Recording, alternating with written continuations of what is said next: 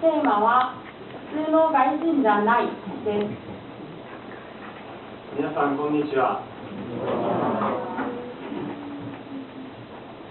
外人、日本にいるときはいつもこう呼ばれています。時間がないときは、いいえ、私はハーフですとだけ答えていますが、決してその答えが十分だと思っていません。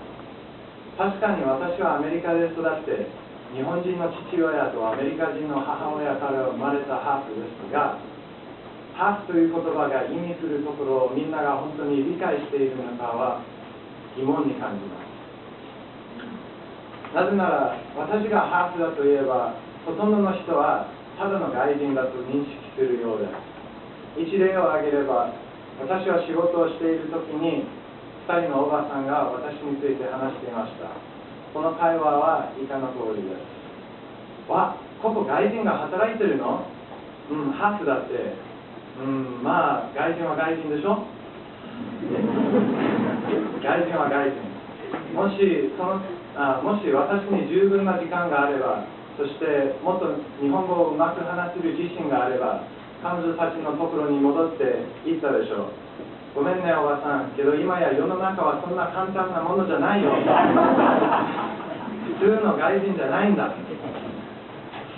普通の外人じゃない。この意味とは、まず外人と日本人という言葉から考えてみたいと思います。日本人にとってこれら2つの言葉で世界中の人々を外人かまたは日本人かに分類するようです。つまり外人でない人は日本人で、日本人でなければ間違いなく外人ということです。しかし実際にそんなに簡単に人を分類することができるでしょうか。この2つの言葉に明確な定義などありません。ではその人が外人であるか日本人であるかの判断基準とは何でしょうか。生まれた国でしょうか、育った国でしょうか、見た目、言葉、国籍、考え方。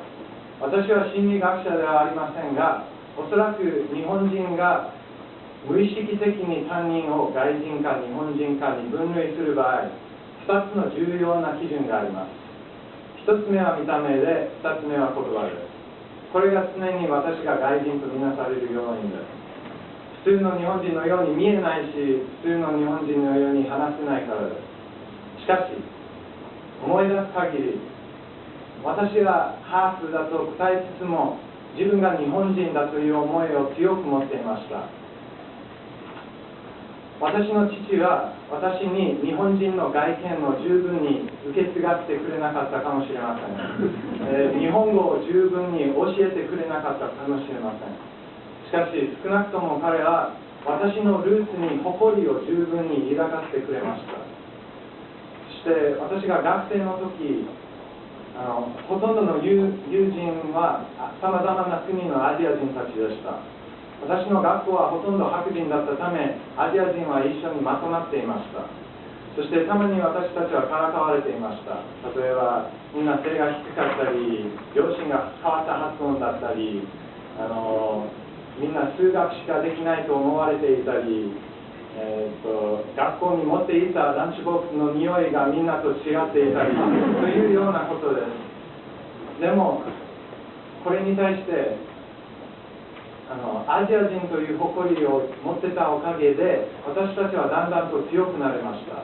引け目を感じることなく、むしろ我々の違うバックグラウンドは素晴らしいものだと感じていました。韓国人や中国人、ベトナム人の友人たちの中で、私はまるで日本人代表でした。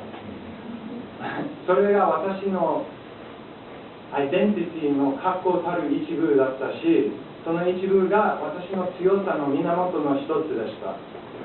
だから日本人が私を外人と決めつけるとき、まるで彼らが私のアイデンティティの一部を消してしまおうとしているかのように感じます。一番辛いことは日本人からこうされることです。なぜなら日本人が私の同族で仲間のはずだからです。私は日本人です。しかし、日本のほとんどの人が考えている日本人と同じではありません。今日、多くの人が理解している日本人と外人という言葉は、すでに時代遅れです。島の中の人々と島の外の人々を簡単に区別できていた時代の言葉だからです。しかしながら良くも悪くも時代は変化します。グローバル化は国境を曖昧にし、今や日本人は世界中に存在します。考えもつかない見た目、考えもつかない行動、考えもつかない言葉を使っている日本人はたくさんいますが、それでも彼らは日本人としての血筋と誇りを依然として持っています。そんな彼らを普通の外人と呼ぶことができますか？日本が21世紀という時代を突き進むためには、日本にいる日本人はそういった外国にいる日本人に対する認識の仕方を考え直した方が賢明です。なぜならば、私たち外国の日本人はますます増えていくことは確実だからで、もしかしたら将来生まれてくるあなたたちの子供や孫は外国の日本人になるかもしれません。その時に自分の子孫たちが日本についてどのように感じるのかは、今の自分の行動によって変わっていくのではないでしょう。ありがとうございました。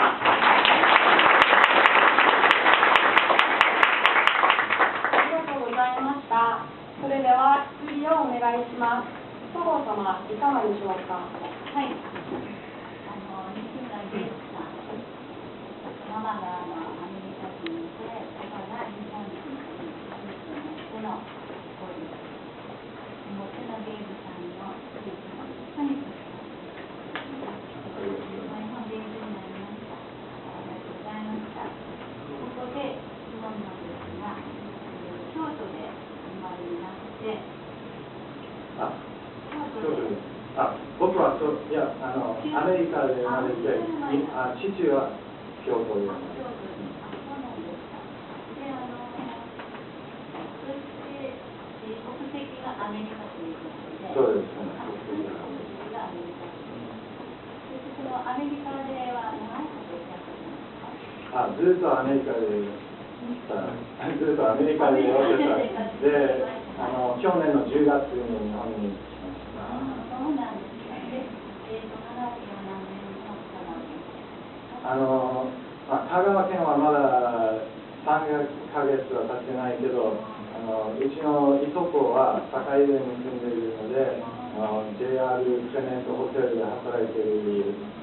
で、僕は去年の10月に来た時に英語の先生の仕事ですが、でその時あんまり日本語を話せる機会がなかったから、他の仕事を探そうと思って、その坂出のいとこはそのホテルクレメントのバイトの仕事を紹介された。